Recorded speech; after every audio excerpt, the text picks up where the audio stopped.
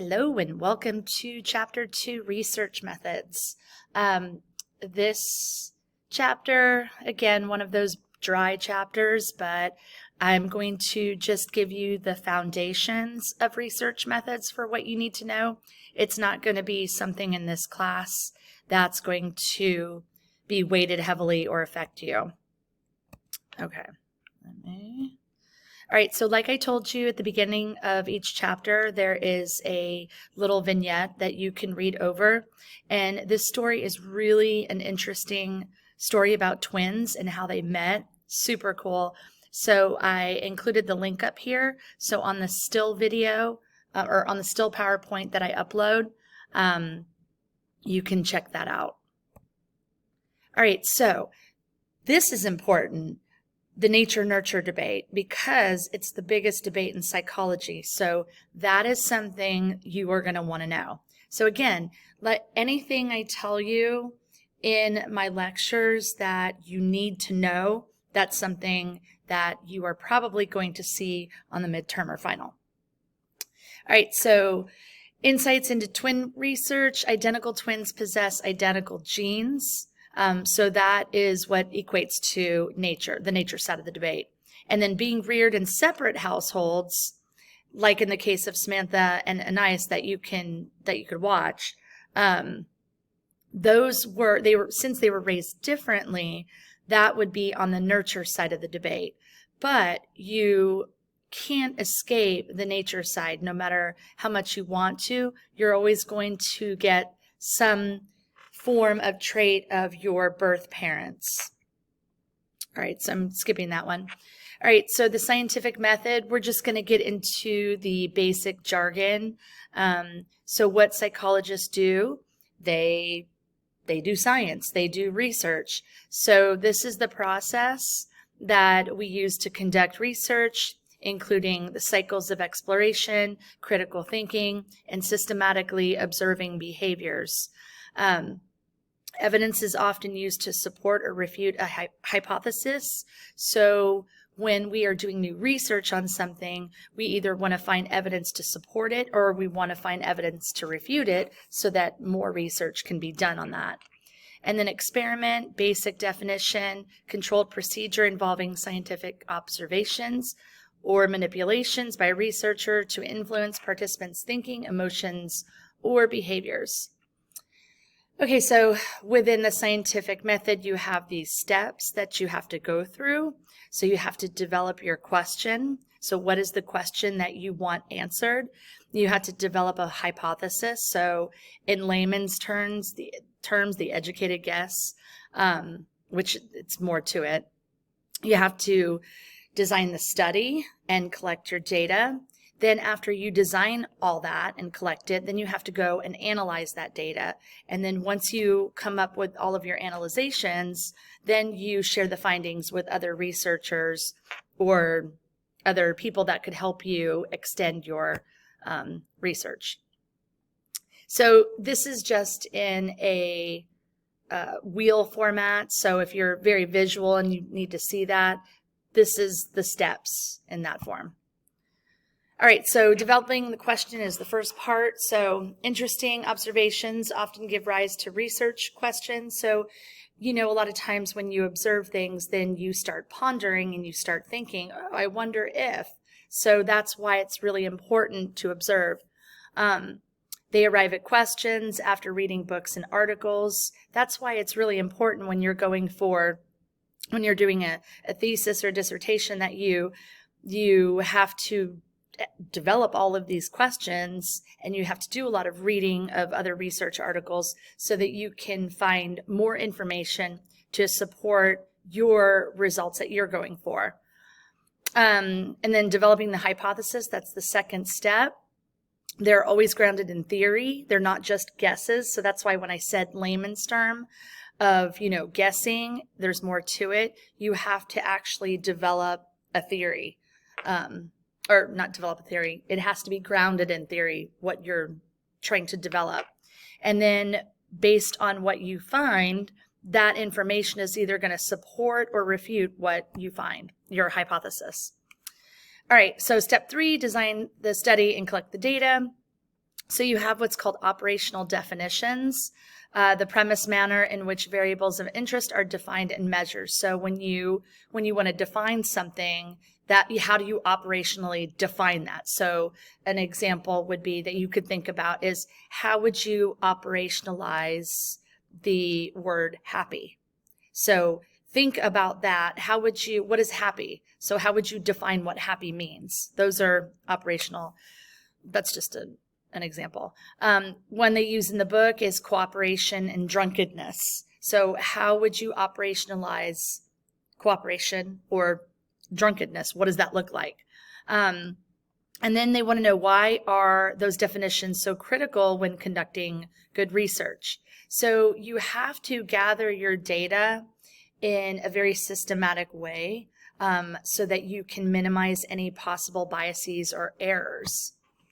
So when you analyze the data, this is just a little graph on the right side, you have to use statistics, which, but the good thing with statistics a lot, if you're just trying to kind of get through the information and you're not, if you're just trying to get through a course, or you're just, you're not becoming a researcher, then there are a lot of tools that you just plug the numbers in and then it kind of does it for you. But stats help you answer those questions about what you were asking, did it support your results or did it refute them? So then the last step is you share your results. That's the good stuff. So you have presentations, you conference with people, you have online discussions, you write you could be published, so you write your findings, and if it is something that is really creditworthy, then you could get published in a scholarly journal. So you go through the peer review process, which I'm not really going to bore you with this, but in the scientific method, you go through this, process. And it really boils down to, when you go through the whole thing, is it in the end replicable? So that's really what you're going for when you're doing research is, can another researcher go behind you based on your data and repeat your same study? And so that's really important when you are developing some type of research. I got lost in my thoughts for a second. All right, so some basic terminology. You have variables, population, sample, and then your sample breaks down into a random sample. So that's done by equal chance of somebody being selected, or is it a representative sample? And that's the group that you're going after, or the people that have those characteristics that are similar to what you're going to be studying, that population that you're looking at. Okay. Obviously in this, anything that's in pink, the collaborate and report, I'm going to skip over that. The collaborations are all in-class assignments. All right, so now the power of nurture.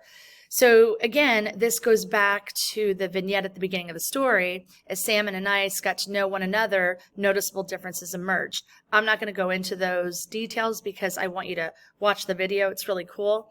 But the nature side of the debate, again, follows on all of the genetics. All of those things you can't escape. The way you look, your hair color, well, you can dye that, but your eyes, character traits, like that. Okay, so another terminology, descriptive research. There's different types. Descriptive research falls into, case studies fall into descriptive research. So those are when psychologists are trying to investigate and explore a certain phenomenon, and the strengths of doing that. It's useful for studying unexplored things that kind of emerge that you didn't know about before. But then limitations to those, because they're so much qualitative data, is you can't really reveal cause and effect. So it's not heavily influenced on quantitative. All right, naturalistic observations, those are also descriptive research studies that you look at in a person's natural environment. So again, those are more qualitative studies, as well as case studies. A case study is when you're researching either a person or a group, meaning like a family, somebody that's, how do I say it, within the same like cohort. These are some classical case studies. The ones I usually go over the most are Phineas Gage and Little Albert. Phineas Gage was a railroad worker, and he was working, and a piece of iron blasted, and it went through his skull, affecting his frontal lobe area. And surprisingly enough, this rod, it's in the book, went straight through his brain, and he got up. But the thing was, he was this once mild-mannered, calm, really nice guy, and he turned into this person that nobody knew, and his whole demeanor changed, and he became very angry. I mean, let's put aside the fact that wouldn't you be angry if you had a rod stuck in your head and your eye came out? But the point is that because of that, we were able, not we, but science, able to study the brain, and we were able to see that the frontal lobe is a critical part of your personality. So that's why people do all of these studies and case studies and experiments to find out why our behavior is the way it is. And then Little Albert, I'm not going to go over that right now, but that's another case study that I will go over when we get to that area. But that's another really cool study. All right, so survey method, last one, type of descriptive research uses questionnaires and interviews to collect data. And interestingly, again, this is heavily focused on qualitative data. It's fast, it's easy, but again, the limitations, when you're answering questionnaires, sometimes you're not truthful, so you might not be honest with the researcher, so this can hinder the results. And that, with every type of study, there's always going to be strengths and weaknesses, so it's really important to hone in on the group that you're going after when you're doing a study and making sure that they're honest in their answers. Okay, going to skip over that. Okay, we're going to skip over correlations. We'll get into this more, correlational method, and is there a relationship between violent video games and aggressive behavior? We're going to see that when we talk about Bandura. Okay, going to skip over that. Experimental method. Again, a lot of you already know what experimental method is. We're doing cause and effect. This is more heavily quantitative data. So you're going to get less qualitative. And with that comes, again, strengths and weaknesses. So you're going to get a lot of strengths because it's replicable, it's objective, it's very black and white. But then, again, on the flip side, there are limitations in that because it's very black and white, and you can't get into the kind of whys of things. So when you're doing research, if you are in the market to do research, you just have to figure out which ones, what you gear to more, because you can either do both. And then there's what's called the mixed methods approach. So you can turn this off. Do both. Okay, so one thing is, how might you design a study using the experimental method? So this gives you a little, I don't know why it's so light here. Suppose you want to investigate how caffeine impacts attention. What is your hypothesis? What variables will you need to control for? And what is your operational definition of attention? And what will you ask participants to do? So that's kind of giving you a little insight into that method. And again, experimental method, you have terminology, random assignment, experimental group, and then control group. You also have, when you're doing an experiment, you're going to have your independent variables and your dependent variables.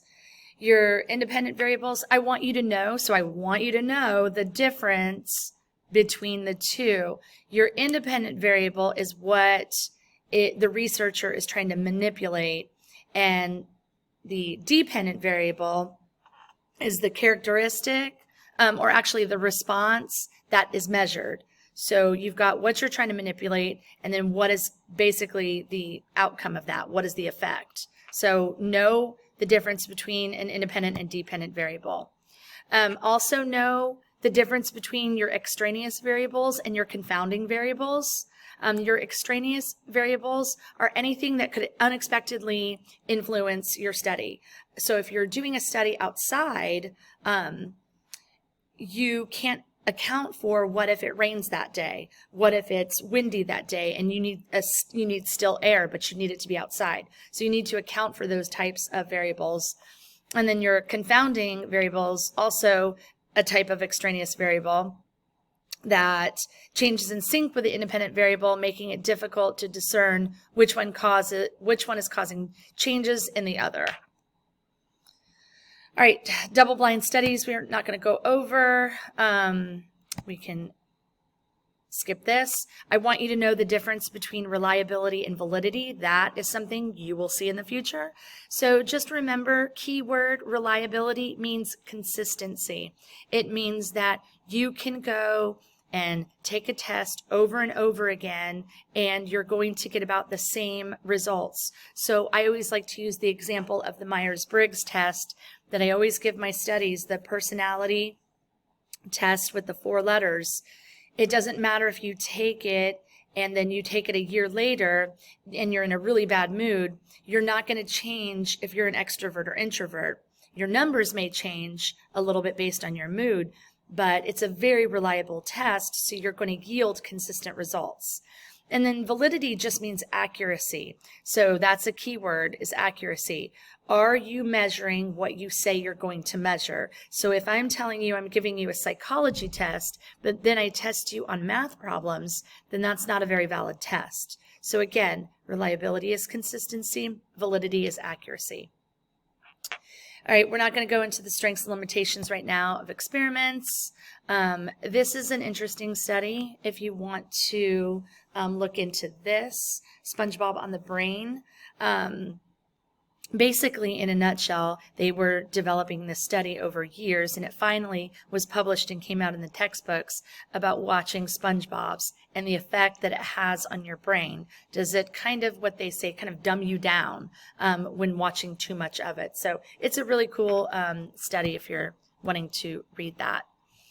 All right, so what I want you to know about this slide is know the difference between mean, median, and mode. Know what the mean is. It's all 3 of these are part of what's called the measures of central tendency.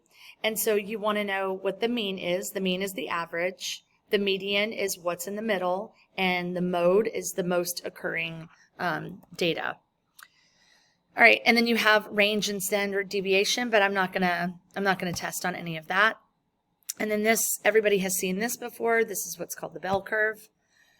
Not going to go deep into any type of statistics, so you don't need to worry about any of this stuff.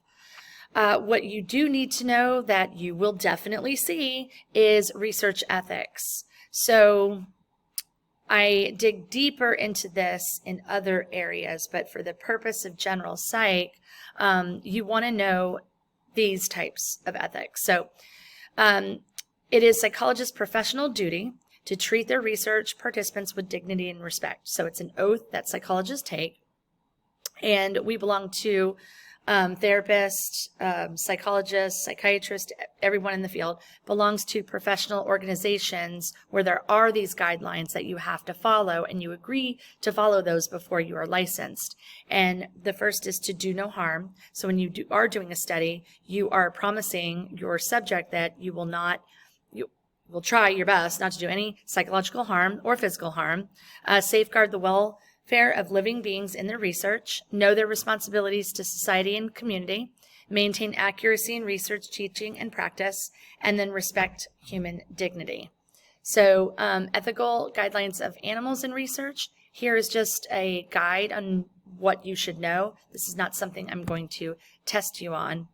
And then plagiarism and confidentiality. Confidentiality, I know what that is. because when a researcher is using participants, they need to protect that person's data from either being misused or stolen. Enables clients to speak freely about deeply personal issues, ensuring that the participants are protected and that they feel protected. And sometimes psychologists are legally obligated to break confidentiality. We as clinicians are obligated to break confidentiality when there is physical harm that could happen to somebody, or what is called the duty to warn. And I will get into that later as well. Again, skipping that. So the ethics you need to know what informed consent is. And a lot of you have already signed informed consent in your life. It's just when you sign something, like when you go to the doctor and you sign an informed consent, that allows the doctor to complete tests and do whatever kinds of things. In research, this is the acknowledgement from the study that you understand what you're participating in. And then also notes that participants are free to withdraw from a study. So that's another part in ethics, the right to withdraw, that you can join a study, but you can also unjoin that study if you don't feel comfortable. And then debriefing means that at the end of the study, that the researcher clues you in and tells you what the study was all about. Because sometimes there are lies in a study, because if they want to get correct information, they can't really tell you the aim of the study, or else there would be no point. And that's why deception is sometimes necessary. All right, and the IRB is the institutional review board that psychologists have to go through before actually doing any study. It has to get, approved by the board to make sure that there's not going to be any type of harm involved. All right, so this kind of ends their vignette, and that ends this chapter in research. So see, that wasn't so painful.